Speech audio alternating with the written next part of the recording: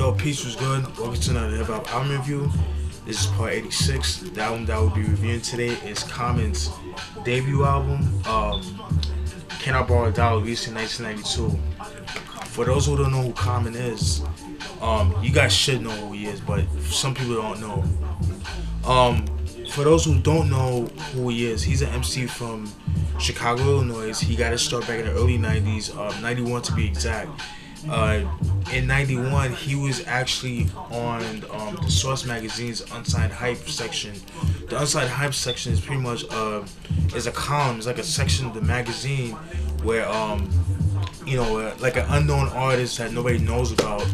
But I guess with the Source, they kind of feel like they have potential to be the next big thing. You know what I mean? A lot of people's been on the Unsigned Hype.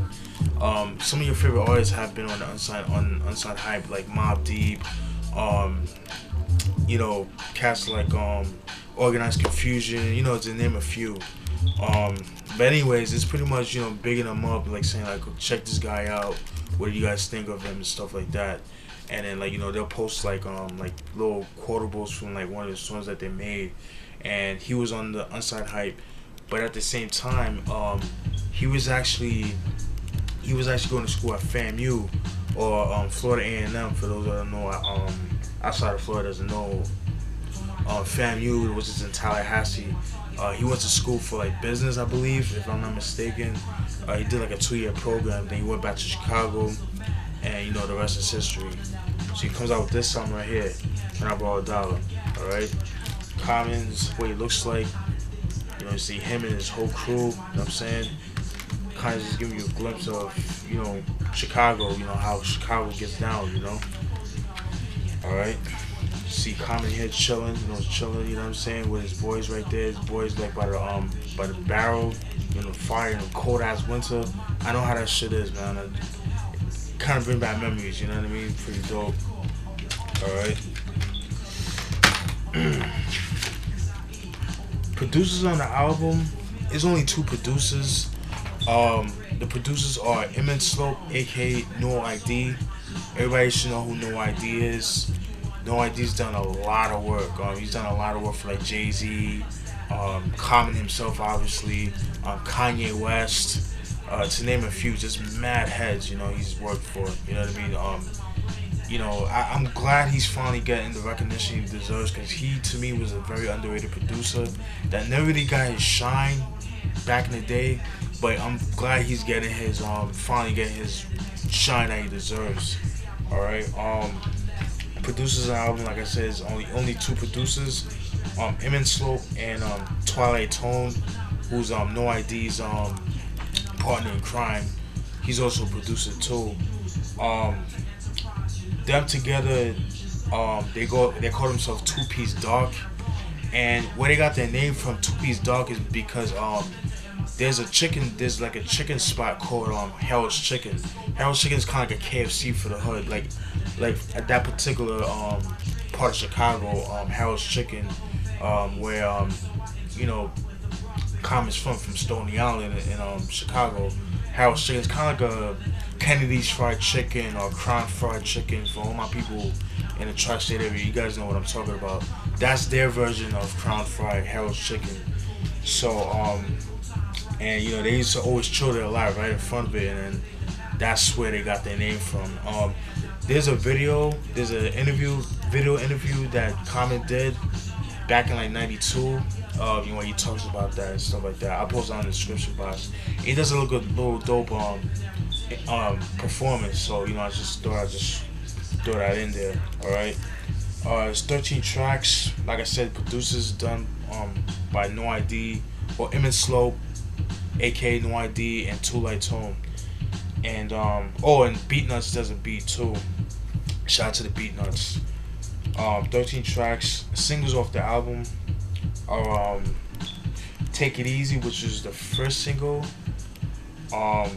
Breaker 19, that's the second single. And Sold by the Pound, which is like the last single. Alright. 13 tracks. Features on the album, there's only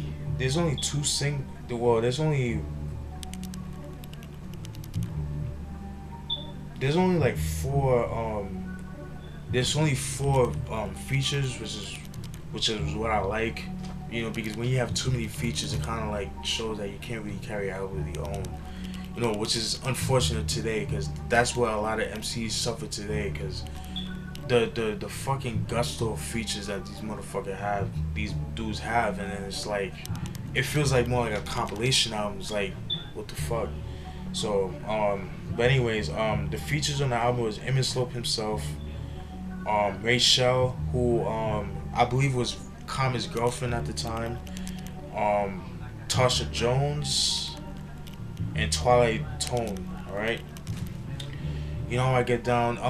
Well, with this album, it's not really much to really talk about, because with Common, like a lot of the tracks on this album are braggadocious tracks.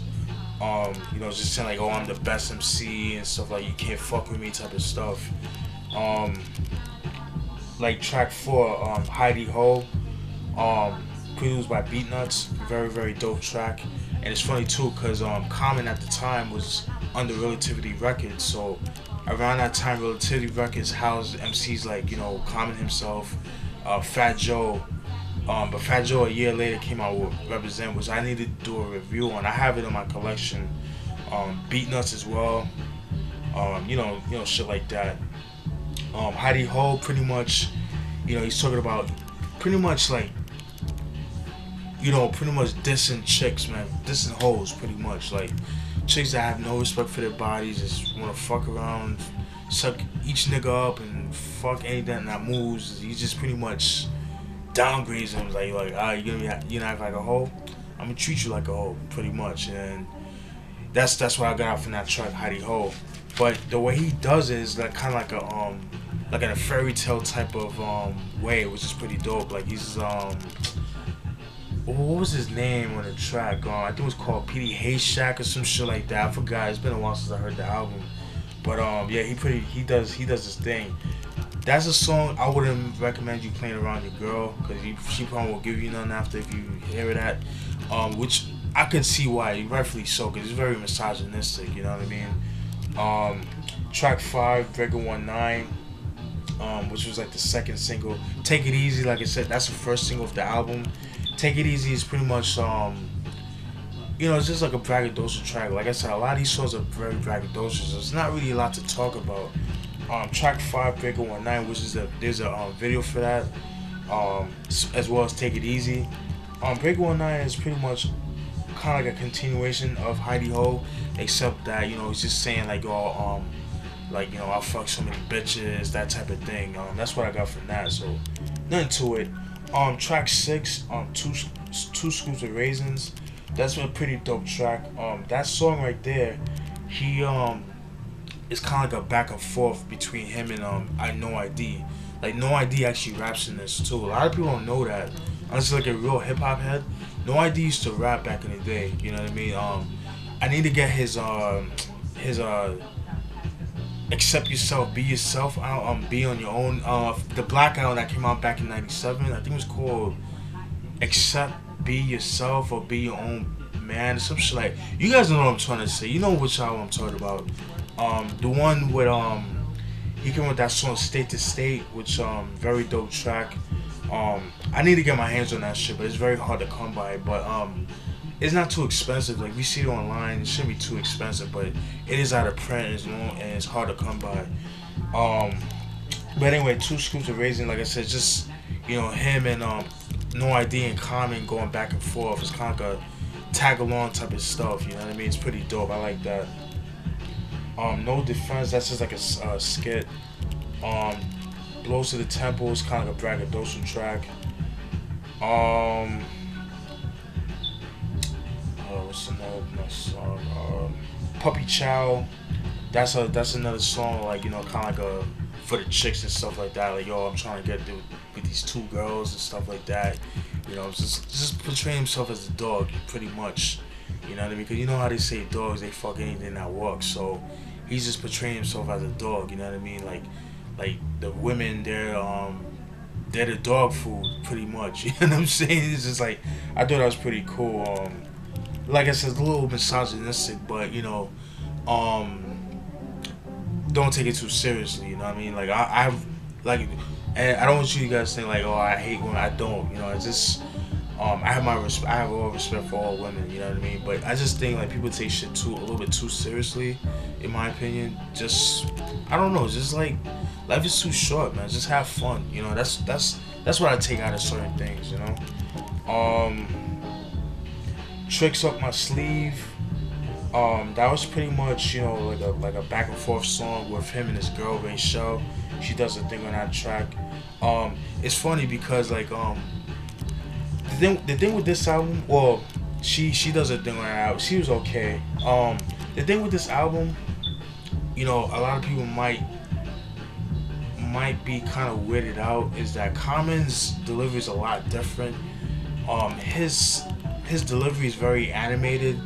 He kind of reminds me of like, you know, somebody like a Busta Rhymes. Like I'm sort of like Busta Rhymes back in the early to mid '90s. I'm sort of like from Busta Rhymes when he was a leader of the new school up to like his first album, The Coming, where like he's very animated and he just goes in. Like he's just like you know, there's a lot of like a lot of nursery rhyme singing kind of things. Like you know, for example, he'll be like wop bop loo bop.